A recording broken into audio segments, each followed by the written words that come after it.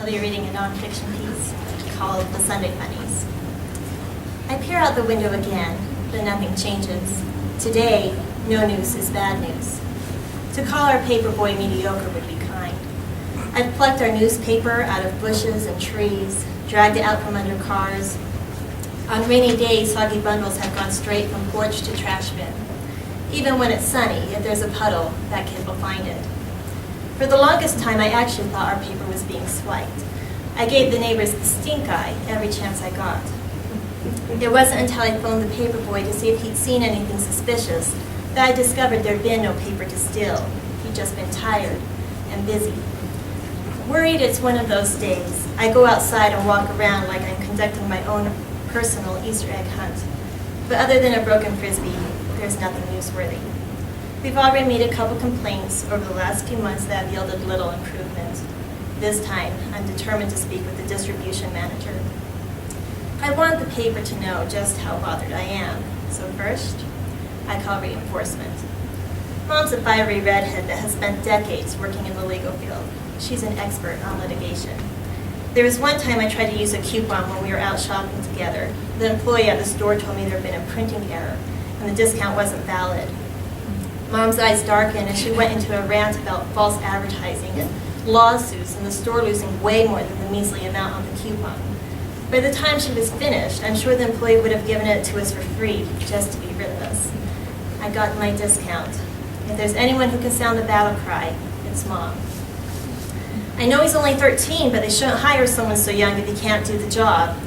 You're right, Mom says quietly. I walk around the room gesturing with my hands. It's not like this is the first time either. And today it's the Sunday paper. I'm missing all the extra ads and wedding announcements and the Sunday Funnies. I frown. You sure you're okay? It's your dad, she tells me. He's gone to Instacare with some chest pains. Probably indigestion, I shrug. Maybe. I just can't think of what we ate. Everyone in my family suffers from a mild form of hypochondria. All I have to do is see a news report on an illness to start feeling feverish. We visit the doctor too much. I'm not concerned, but I tell Mom to let me know what the doctor says anyway. I hang up the phone and walk away. After Mom's underwhelming response, I decide to give the kid one more chance. A few hours later, Mom calls back. They sent Dad to the emergency room to do some blood tests. She's meeting him there. She says not to worry. I don't. 15 more minutes. The phone rings again. Dad's having a heart attack. I sink into our couch. Should I come? No, you've got Hudson. Hudson, my 18-month-old son, is quite mobile, but not verbal. He doesn't respond to the word no. My husband's not home, so if I go, I'd have to bring Hudson. I can picture him running through the halls of the hospital, tipping over trays, dumping drawers, and hiding in other patients' rooms. You sure? Yeah, just enjoy your evening. I hang up and stare at the phone in my hands. Enjoy my evening? Things must really be bad. Before I can make any decision, the phone rings again. This time there's no greeting, just an intake of air. My chest tightens. Mom? They're life-flighting him to McKay D. I'm coming.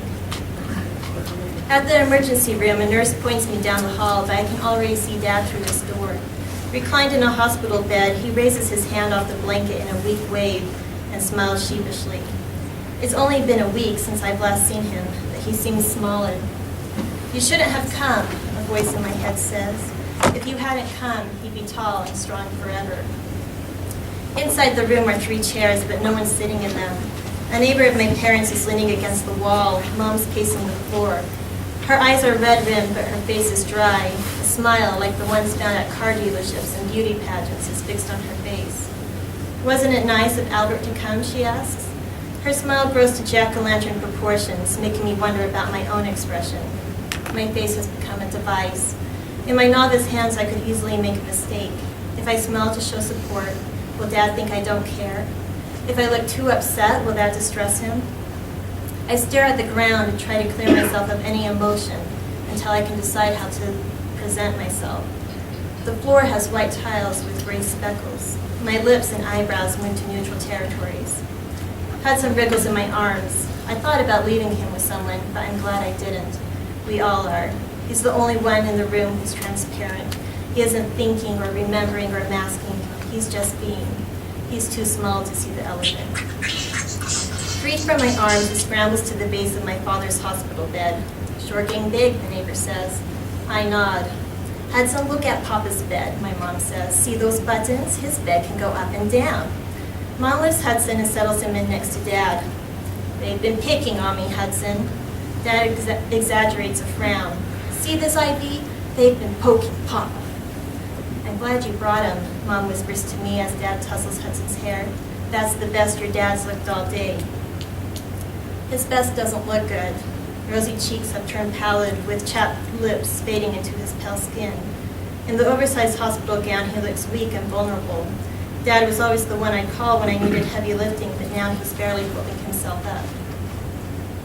Soon my sisters arrive, and then my husband.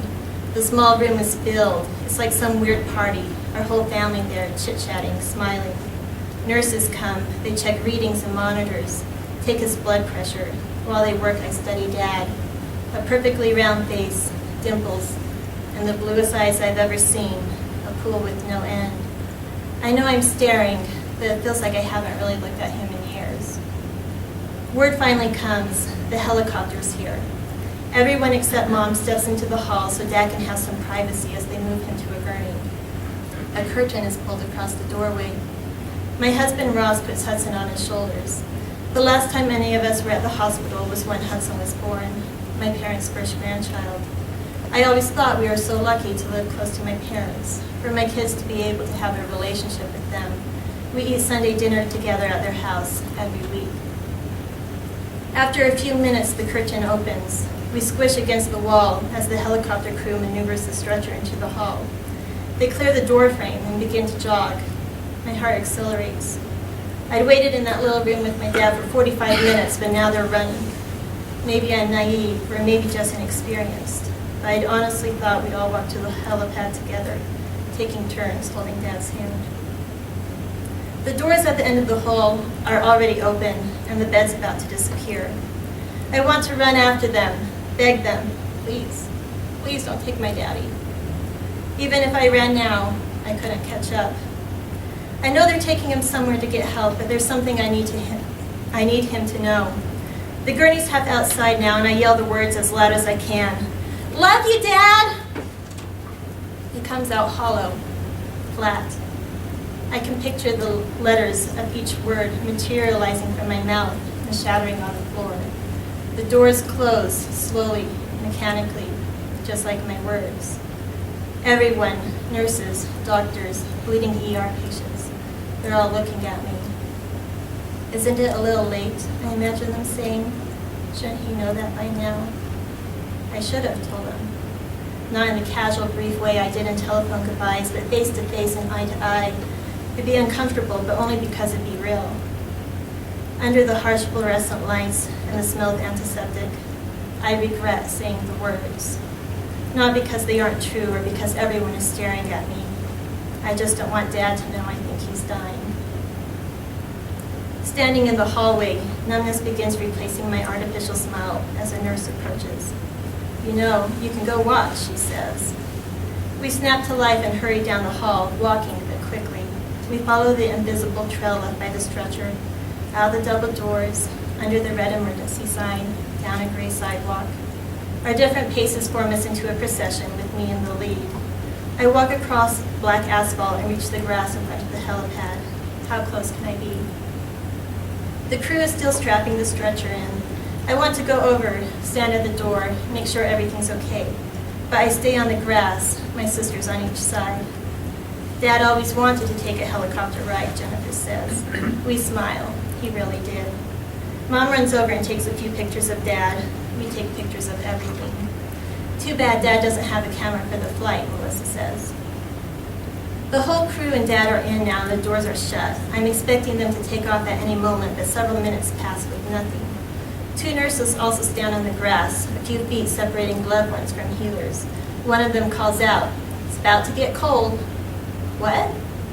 When the helicopter starts, it'll get really cold. It's early spring in northern Utah. It's already cold. We're wearing coats. The blades begin to turn, shooting a breeze toward us. I turn to the nurse and smile. It is a bit chilly. The blades turn faster and faster, and when there's enough lift to raise the helicopter a couple feet into the air, it's no longer just a breeze. It's like 1,000 blow dryers pounding us with ice-cold air. My hair flies back, and wind shakes my cheeks and flattens my face. "You can see your breath," Jennifer yells. My lips purse and blow a spiraling stream of whiteness. It splits beneath my view of the helicopter, seeming to lift the chopper as the mist dissipates. The helicopter flies up and then forward. I walk through the parking lot, eyes locked on the chopper, trying to follow it as long as I can. A small dot, it disappears behind trees and buildings, and then its drone fades completely away. With my head lifted, my eyes remain fixed on the nothingness in the sky where I'd last seen my father. For us left behind, there's a moment of confusion. No one's told us what to do. We gather on the asphalt amongst parked cars, looking to each other to provide us with direction. Mom finally breaks the silence. "I'm sorry there won't be Sunday dinner." And I know she's not talking about today. Someday, there won't be Sunday dinner. I put my arm around her. She smiles and a tear rolls down her cheek. "It's an hour drive to McKay-D," Jennifer announces. "I'll take Mom. Melissa, go to the house and pack a bag for them. Meet us at the hospital." "What about me?" I ask. Jennifer looks at me. "You've got Hudson to take care of. Just go home. We'll take care of Dad."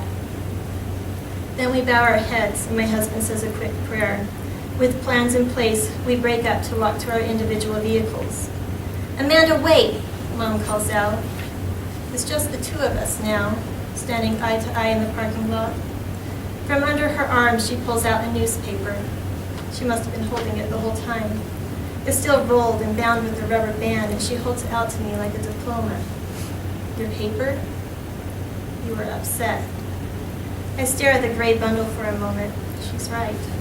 I'd been upset about the paper, about slow cashiers, needed repairs, bad weather, not enough sleep.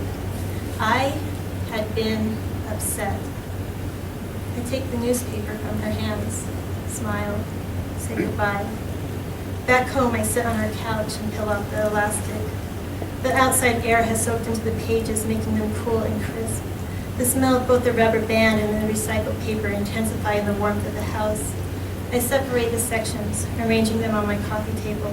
I leaf through every page, scan the words and pictures, but I can't read a thing, not even